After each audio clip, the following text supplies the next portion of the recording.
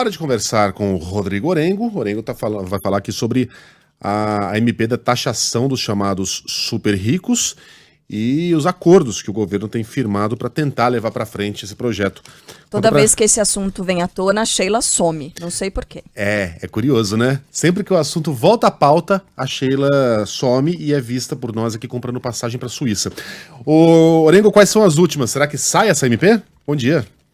Muito bom dia, Megali e Carla, bom dia a todos. Agora está com uma chance muito maior de sair, viu, Megali? Porque o governo está abrindo mão, né? Então está oferecendo aí a medida provisória da taxação dos chamados super ricos, né? Que no fundo na verdade são os fundos exclusivos, né? Então é até importante a gente explicar o que seria isso, Megali. A gente está falando aí de cerca de 1.600 fundos que tem apenas um cotista, né? Que tem ali a entrada mínima de 10 milhões de reais.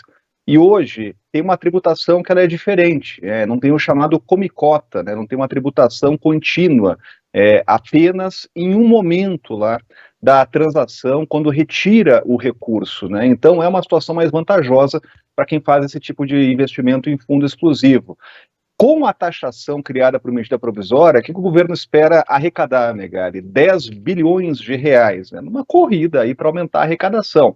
No fundo, o que a gente está tratando aqui, Megali, e a Mônica trouxe há pouco, esse esforço do governo é aumentar a arrecadação. O governo está numa corrida aí, tentando buscar alternativas para aumentar a arrecadação. Agora tem na mesa aí a regra fiscal, né, já passa a valer com a promulgação do Congresso Nacional, e o que se estabelece aqui em Brasília é uma corrida para aumentar a arrecadação e dar margem para o governo aumentar investimento, gasto público, porque é o que prevê o regime fiscal, chamado arcabouço fiscal, que entra no lugar do teto de gastos, né? E uma das saídas seria essa, a taxação dos chamados super ricos. Agora, por que essa ideia, que inicialmente tinha uma resistência muito grande, inclusive do próprio presidente da Câmara, Arthur Lira, que já tinha se manifestado sobre o assunto, porque essa ideia acabou avançando? Porque o governo está oferecendo aí uma contrapartida, que é abrir mão de uma medida provisória de taxação das chamadas offshores, de investimentos de brasileiros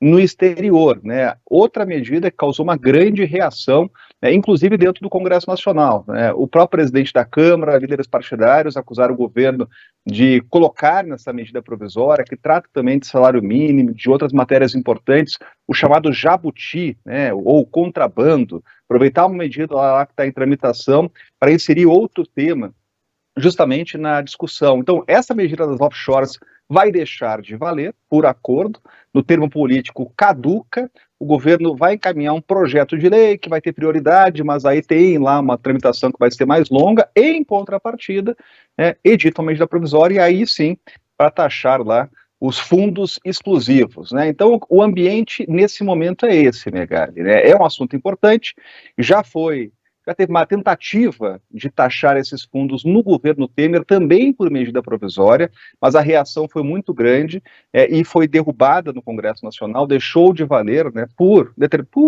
movimentos do Congresso Nacional.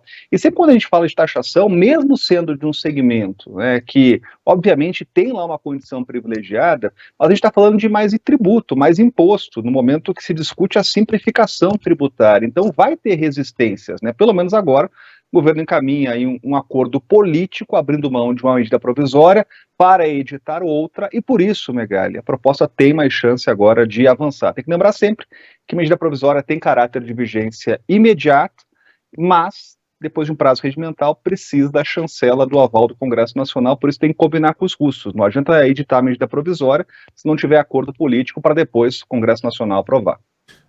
Só para encerrar, Orengo, em 30 segundinhos, sai essa semana a reforma ministerial com o embarque do Centrão?